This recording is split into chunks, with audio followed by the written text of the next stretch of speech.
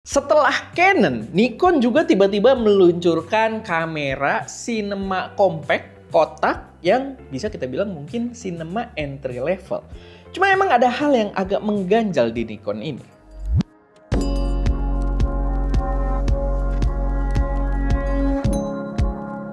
Halo semuanya, selamat datang di channel SM Media dengan gue Erwin, dan pada video kali ini gue pengen bahas kamera cinema compact dari Nikon, dan mungkin ini adalah jajaran cinema Z pertama mereka gitu ya. Ini adalah Nikon ZR, sebuah kamera yang sebenarnya gue udah sangat lama antisipasi karena gue dengernya sih udah lumayan lama ya. Dan apalagi kita juga udah dapet hintnya ketika Red Cinema dibeli sama Nikon, itu pasti akan ada produk turunan gitu ya, hasil perpaduan mereka berdua, dan akhirnya keluarlah kamera ini sekarang, si Nikon ZR. Gue sangat antisipasi, cuman jujur aja ada beberapa hal yang lumayan mengganjal buat gue ketika kamera ini diluncurkan. Cuman memang secara overall kamera ini masih sangat menarik buat gue pertimbangkan, buat gue pribadi gitu ya. Kalian silahkan nilai sendiri, cuman ya ada beberapa hal yang memang agak mengganjal yang gue akan bahas juga di sini. Nah, ini kameranya ukurannya tuh sebenarnya kecil banget, bukan di bawah ekspektasi gue ya, tapi ya lebih kecil gitu dari ekspektasi gue tuh. Ukurannya terlalu kecil sebenarnya. Dari awal rumornya nongol, cuma gue nggak bikin videonya ya. Jadi rumornya nongol tuh fotonya gue udah bandingin ukuran tutup hot shoe-nya sama si kameranya. Ukuran tutup hot shoe-nya kayak gede banget gitu ya. Dan ternyata memang bener, kameranya kecil banget. Dan gue setuju sama reviewnya Gerald Andon yang membahas kalau kamera ini tuh sebenarnya nggak begitu pantas untuk dibilang sebagai sebuah kamera cinema. Karena ini lebih cocok kayak kamera content creator atau kamera vlogging gitu ya. Dan gue bisa lihat kalau kamera ini tidak cocok dibandingkan dengan Sony FX3. Nggak kayak si Canon yang sebelumnya kita bahas, C50, itu bisa dibandingkan dengan FX3 gitu kan. Tapi si Nikon ZR ini menurut gue nggak pantas buat dibandingkan dengan FX3. Lebih cocok kalau kita lihat dari bentuk gitu ya, bentuk fisik dan kapabilitas kalau di mounting dan lain sebagainya gitu ya, usability-nya dari segi fisik, menurut gua ini jauh lebih cocok untuk dibandingkan dengan ZV-E1 gitu ya. Posisinya memang akan lebih cocok kalau dia itu bukan sebuah cinema line, tapi jadi sebuah kamera content creator. Ya kayak ZV-E1. ZV-E1 itu kan pakai sensor yang sama persis juga dengan FX3. Cuman dia bukan cinema line, dia masuk ke dalam jajaran untuk content creator. Tapi ya nggak apa-apa lah, karena mungkin ini first attempt-nya si Nikon juga, dan ya dia memposisikan kameranya ini mungkin agak kurang tepat. Cuma ya dia membawa brand cinema juga sih. Di sini kan dia bekerja sama dengan Red yang merupakan brand cinema, makanya kamera ini jadi disebut kamera cinema.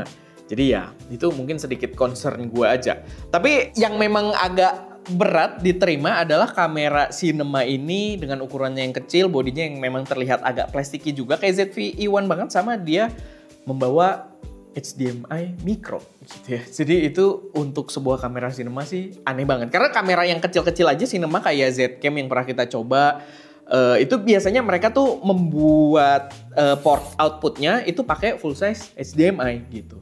Sedangkan di sini enggak, dia pakainya micro. Jadi memang gatal banget sih, ini kayak kamera content creator banget. Cuman untuk sebuah kamera content creator memang over spec.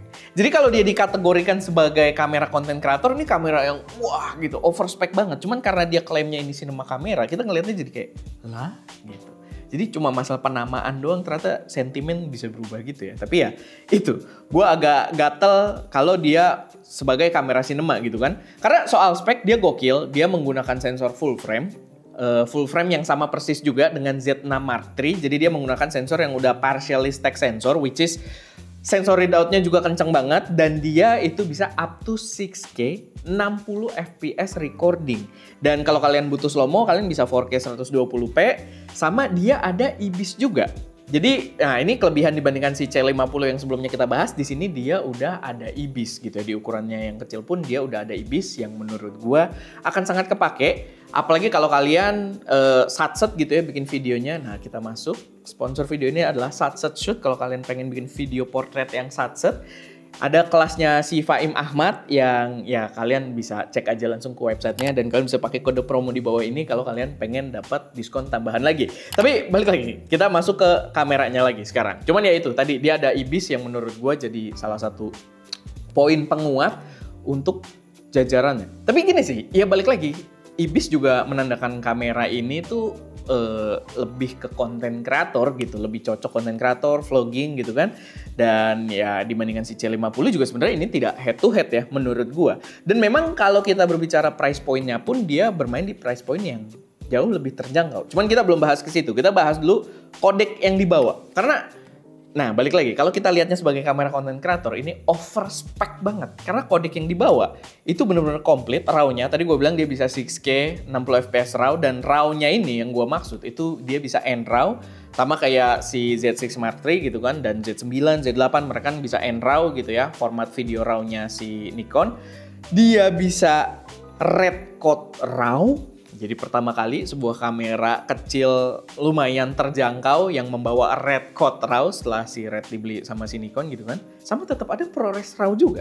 Jadi kamera kecil ini membawa 3 buah format RAW yang bisa direcord secara internal di kameranya. Dan ini ya untuk, balik lagi ya, untuk kamera cinema ya ini membuatnya cinema yang proper. Cuman karena secara bentuk tuh nggak cinema yang proper. Tapi secara spek, kalau dia sebuah kamera konten kreator, ini adalah kamera konten kreator yang over spec gitu. Jadi bener-bener spesifikasinya gokil banget. Red Code RAW, NRAW, dan juga ProRes RAW. Dan membuatnya, kalau kita bandinginnya dengan ZV-E1 tadi, ya ZV-E1 kalah telak gitu dari segi spesifikasi. Gue suka banget. Jadi jangan bandinginnya jangan sama FX3 gitu ya. Bandinginnya sama si ZV-E1 dan price point-nya pun memang nyerempet-nyerempet gitu dengan ZV-E1. Jadi menurut gue akan lebih pantas dan jelas di sini membuatnya menang. Nah, ada keputusan lucu juga sebenarnya di kamera ini yaitu soal memorinya karena dia membawa dual card, tapi dual card-nya ini terlalu jauh ya. CF Type B sama micro SD. Maksud gue kalau nggak salah ya, gue mungkin correct me if I'm wrong, karena kita belum coba bener-bener juga. ZF itu kan setahu gue, dia SD card sama micro. Menurut gue itu bener nggak sih? Gue jadi agak ragu sih. Tapi maksud gue nggak terlalu jauh lah. Kalau pakai SD card sama micro nggak terlalu jauh gitu kan, berdekatan. SD sama micro SD. Nah di sini CF Type B sama jomplang banget gitu. Yang backup-annya tuh micro SD gitu. Jadi kurang jelas penggunaannya buat apa. Nanti mungkin kita akan tes juga. Cuman yang gue tahu, gue juga nggak pasti sih di kamera ini. Tapi Nikon itu salah satu di Z6 Mark III. Gue sempat bahas waktu pembahasannya yang kalau nggak salah kita di Cibodas syutingnya. Dia tuh agak aneh dengan dual card, tapi dual cardnya itu tidak bisa redundant shooting, seinget gue. Atau nggak bisa proxy shooting gitu. Jadi kayak aneh nih, buat apa nih kamera nih punya dual memory nih aneh gitu kebutuhannya. Dan ya ini makin aneh lagi dengan gap yang diberikan antara dua memori ini, satunya CF Type B dan satunya micro SD. Aneh banget. Tapi ada yang menarik juga tetap update-nya di kamera ini, di mana dia menggunakan layar yang ukurannya besar. Dia di sini klaimnya 4 inch, terang juga. Jadi ini salah satu spek yang jadi key point-nya dia ya. Ukurannya 4 inch, pokoknya layarnya besar dan terang. Dan kalau gue lihat dari spesifikasinya dia udah DCI-P3. Jadi mungkin akan jauh lebih enak gitu ya buat preview gambarnya. Tapi kita belum bisa memastikan karena belum lihat langsung juga. Cuman ini adalah salah satu hal yang gue sempet bahas di pembahasan seputar fitur yang perlu dicontek sama kamera dari sebuah iPhone gitu ya. Dan salah satunya adalah layar yang besar dan tajam gitu kan. Dan mungkin ini adalah kamera yang pertama menerapkan ini. Cuman ya 4 inch sih nggak segede HP juga gitu ya. Cuman ya kita lihat nanti bakal semewah apa. Karena tetap harusnya beda lah dibandingkan kamera-kamera lain yang biasa kita gunakan. Balik lagi, menurut gua ini emang cocoknya jadi sebuah kamera content creator yang over spec untuk membuatnya terlihat over delivery gitu kan. Speknya jauh lebih tinggi dari apa yang dijanjikan kalau dia sebuah kamera content creator. Cuman karena positioningnya dan namanya pun kalian kalau cek ya, namanya tuh bener-bener Nikon ZR Cinema Camera gitu kan. Ya menurut gue jadinya agak gatel aja sih gitu, agak ganjel. Dan ya kalian bisa lihat lah pembahasannya banyak di Gerald Andon seputar kenapa kamera ini tuh nggak begitu pantas untuk disebut sebuah kamera cinema. Banyak hal yang nggak cinema banget gitu untuk workflow cinema. Walaupun ya balik lagi kalau jadi kamera content creator tetap over spec karena tadi bawa 3 format RAW yang memang FX3 pun nggak ada format RAW-nya sama sekali gitu ya videonya. Jadi ya sebenarnya gila banget sih. Cuman ya itu agak gatel aja gitu. Gue untuk positioningnya memang agak membingungkan. Cuman buat gue pribadi, gue itu sangat tertarik buat cobain kamera ini. Dan bahkan nggak cuma tertarik ya, gue sangat gue pertimbangkan untuk membeli kamera ini juga. Karena gini, gue juga suka dengan ZV-E1 di Sony gitu ya, dan lama memang kalau suka Wowo mungkin udah sering denger, gue tuh tertarik dengan kamera itu. Cuman kita nungguin karena umurnya udah lumayan lama gitu kan, kita nungguin nih Sony keluaran generasi barunya nih dari Start A75 gitu kan. Kita mau lihat dulu karena kita nggak ada Sony full frame juga di sini yang emang punya kita. Jadi gue nunggu lama dan kayaknya mungkin gue malah keracunan si ZR ini gitu, dibandingkan gue beli ZV-E1, ya ZR ini dengan harga yang di kisaran yang sama itu bisa dapat spek yang lebih gila gitu, karena udah bawa format sampai 6K RAW gitu kan. RAW-nya pun tinggal pilih aja mau pakai N-RAW, mau pakai Red RAW, Red Code RAW, atau pakai ProRes RAW. Di kita sih kita lebih sering kalau nyoba-nyoba RAW ya, kita lebih sering pakai ProRes RAW. Tapi balik lagi kebutuhan kan tergantung orangnya, dan ya kalian tinggal pilih aja gitu. Ada 3 pilihan format video RAW di situ. Jadi ya menurut gue ini jadi kamera yang gue lumayan pertimbangkan. Tapi balik lagi, gimana menurut kalian seputar si Nikon ZR ini? Menarik atau enggak? Silahkan taruh semuanya di kolom komentar.